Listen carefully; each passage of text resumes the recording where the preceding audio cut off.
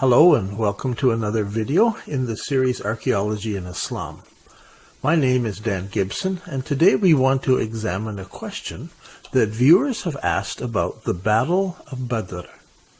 Those viewers who know their history well and their geography well have pointed to the Battle of Badr as proof that the holy city of Islam was Mecca in Saudi Arabia, as the descriptions of the battle could not fit Petra, which was way off in Jordan, and the battle site is clearly in Saudi Arabia. And I agree that this flies in the face of everything that I have presented so far. So their objections raise some very good questions. Now, I love challenges, so I have enjoyed working on this one. It's like solving a 1,500-year-old mystery, an ancient detective story. But first, I want to put this situation in perspective and compare it to what I know about the history of Christianity in the Middle East. In Christianity, even though there was a continuous presence of Christians in the Holy Land, the location of a number of important sites was lost over time. Some 300 years after the events took place, there was renewed interest in finding these lost locations. In 326 AD, Helena, the mother of the Emperor Constantine, left Rome on a journey through the Eastern Empire in search of places mentioned in the Christian scriptures.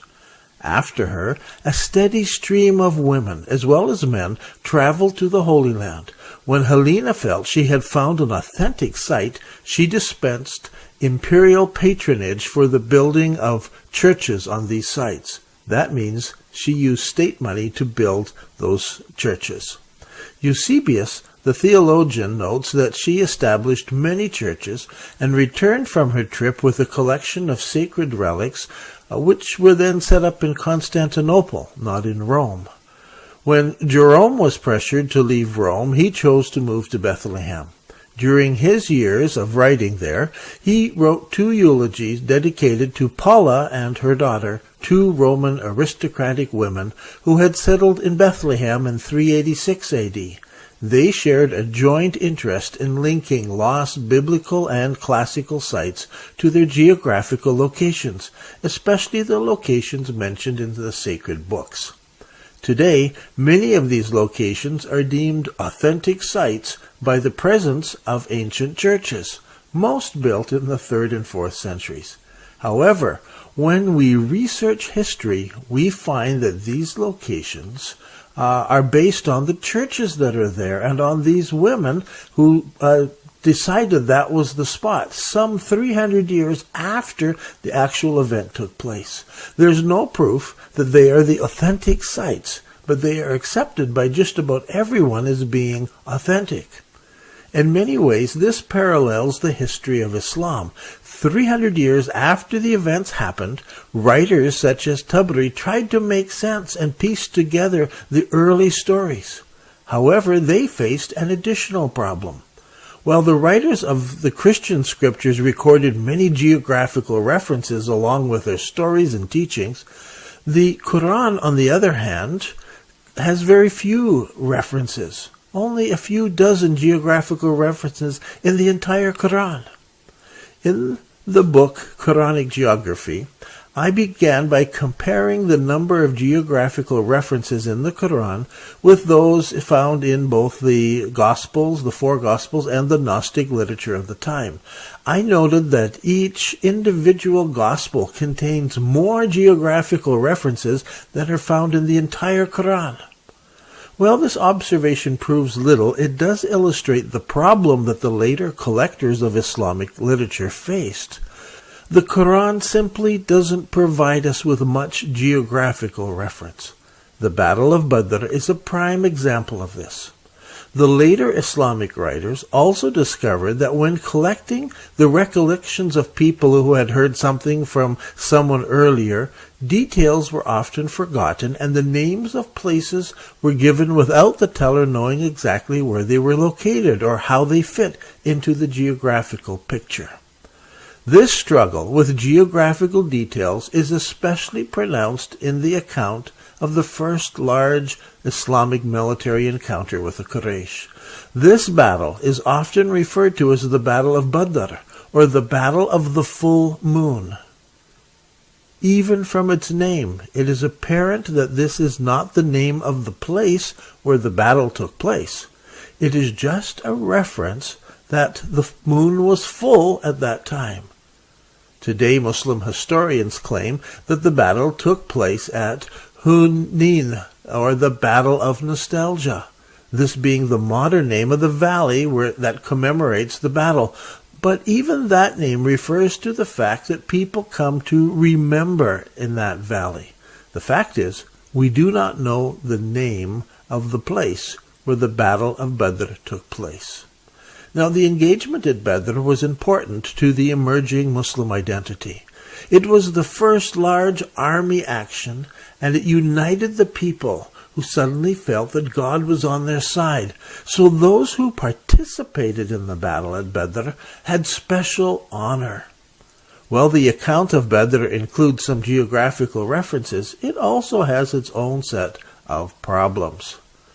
When writing books and articles promoting the Petra Qibla, I realized that the strongest argument against me was the location of the Battle of Badr.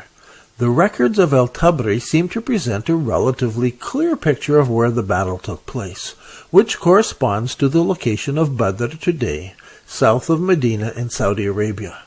It's almost like Tabri walked over to the battle site and then described it to us. Despite this clear description of the battle, there were no eyewitnesses of the battle when al-Tabri wrote his history. Nothing had survived from the original accounts. True, al-Tabri had a copy of the writings of Ibn Hisham, who apparently took his story from Ibn Ishaq, but if you look at the timeline, you can see that Tabri wrote about 250 years after the events took place. Additionally, everyone who deals with the geography of early Islam turns to Yaqut ibn Abdullah al-Rumi al-Hamawi. He wrote his book on geography about 1222 years AD. This is from Mosul. Yaqut tried to identify the locations mentioned by al-Tabri and Ibn Hisham and Ibn Ishaq some 300 years before his time. But by Yaqut's time, which is over 600 years from when the original events took place, he had problems. This is why I refer to Yaqut, but only to see what he thought, because he's 600 years late and he's not an authority. Now, the earliest account we have of Badr is written by Ibn Ishaq, and he spends several chapters working up to the battle. He describes everyone who went there. He describes all the events that built up to it. Then he tells us all the Muslims that they had heard a caravan of Quraysh tribesmen were coming from Syria with a large amount of money and merchandise, as well as arms, and they were accompanied by some 30 or 40 men. After the battle, Ibn Ishaq spends several chapters telling us who died at the Battle of Badr.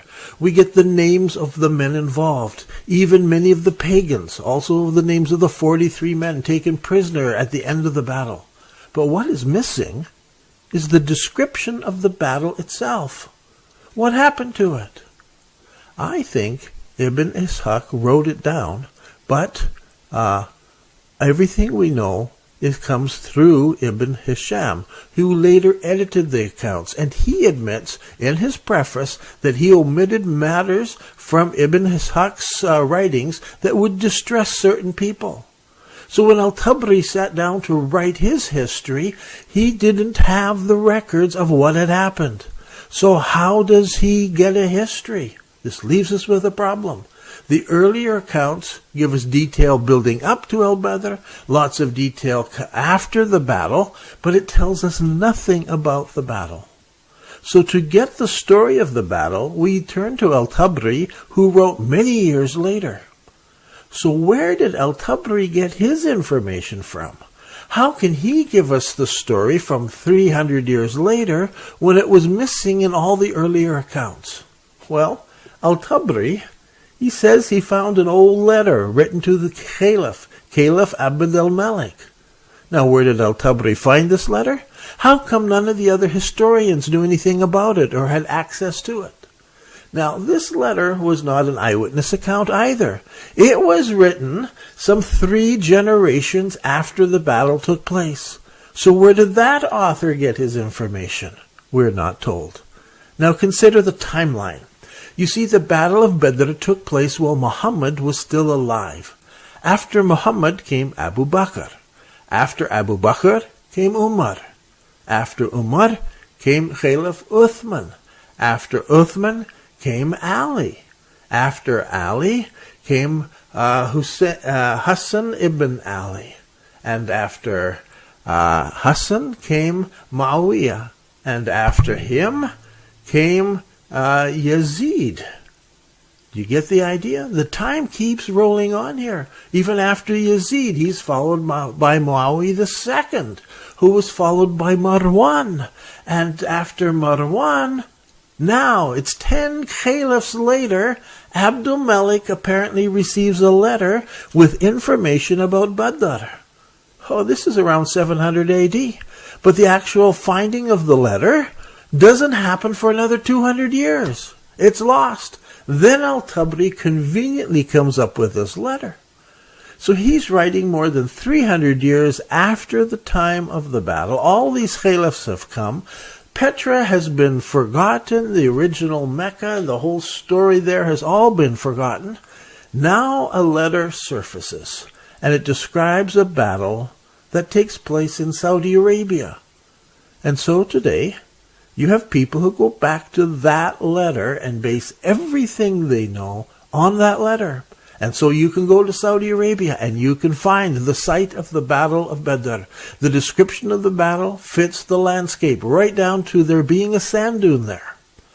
That leaves me to opinions. I can either accept the Saudi story and deny all the evidence I found about Petra and the Kaaba and the Qibla and everything, or I can look for the Battle of Badr in another place where it fits the Petra story. You see, I'm suspicious of this letter which al-Tabari so conveniently uncovers and tells us such a detailed Arabian story. It perfectly matches the geography of the current location. That location, you go there, it has signs telling the tourists, this is it. And there's the sand dune.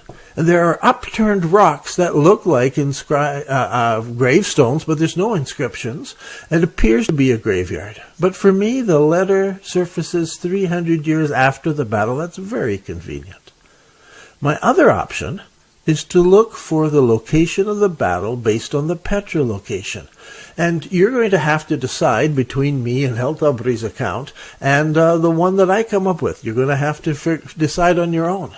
Now, according to Ibn Ishaq and Ibn Hisham, the caravan set out from Damascus bringing supplies down to the holy city of Islam, which I believe was Petra. Muslims hear about it, and they leave Medina and they head north. So they go north of Petra along the desert road, seeking to meet the caravan and loot it. That means we must look north of Petra.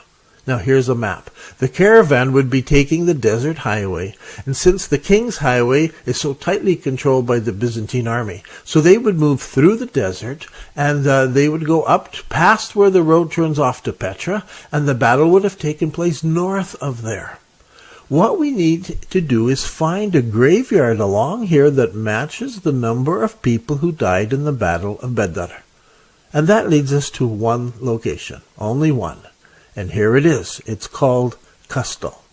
It is the oldest Muslim graveyard in Jordan.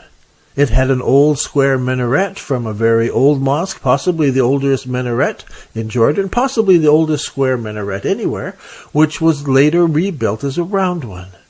Forever after the Battle of Badr was remembered, everyone who had been there at that battle was highly esteemed. They were martyrs.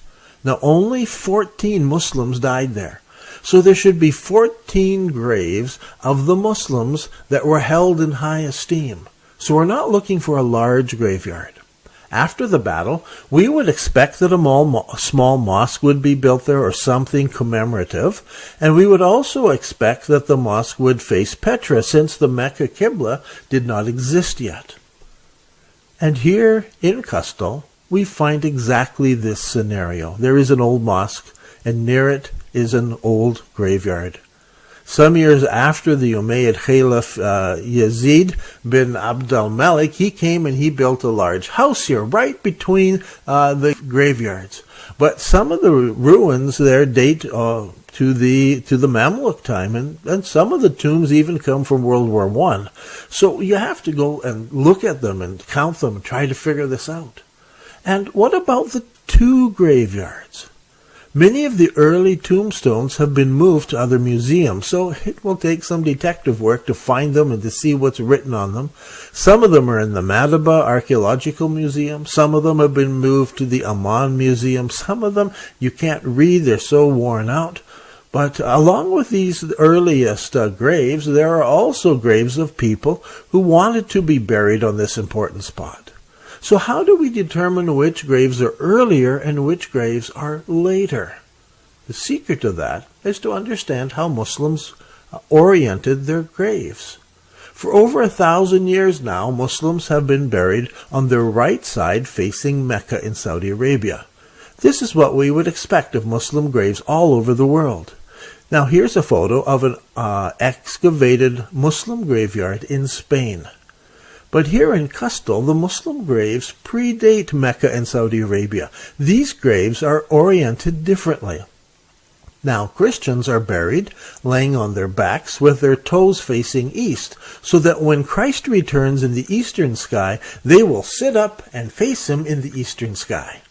But these graves are not Christian ones. They do not face east. Some have suggested they face Jerusalem. And that's because the feet of the graves at Kastel seem to face Jerusalem. Or maybe the heads do. So any Christian-influenced scholar would assume, well, these sort of point towards Jerusalem. But these are Muslim graves. So if the dead are buried Muslim style, they're lying on their side. And where do they face?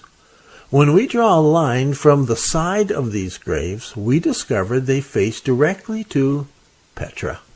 And from our earlier studies, we know this is where the Muslim Kaaba was at this time. So how many graves at Kastel are there like this? As I said, there are two different graveyards at Kastel. A small one beside the Qasr, the large house, and a larger one in front of the Qasr. Why would there be two different graveyards? Is one a graveyard for Muslims and the other for the polytheists? If so, why did Muslims bury the polytheists also facing Petra? Was it a statement that they not only won the victory at Badr, but they buried the polytheist dead in Muslim fashion, not in pagan fashion? The smaller graveyard, closer to the Qasr, is of primary importance. If we discount the more recent graves, many of them dated, we discover about a dozen early graves. The number's hard to count exactly. To do that, an archaeological dig must happen. From the records, we know the names of the 14 Muslims who died in the Battle of Badr, but one grave is missing.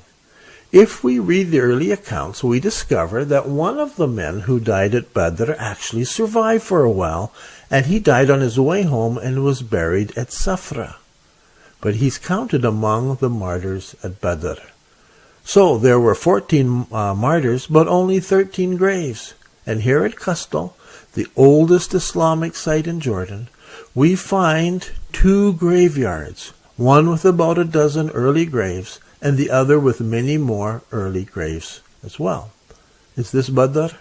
We'll never know for sure until proper archaeological excavations can take place, especially of the graves that are there. Then maybe we'll find out. So am I giving you conclusive evidence? No. But it does appear that Kastel could have been the site of the actual Battle of Badr. I suggest we'll never know until the faded writing on the tombs are identified. But the one thing I have demonstrated is that Petra is the holy city of Islam, and the Battle of Badr could have taken place north of Petra, and Kastel is the most likely place. I'm Dan Gibson, and this has been another video in the series Archaeology and Islam.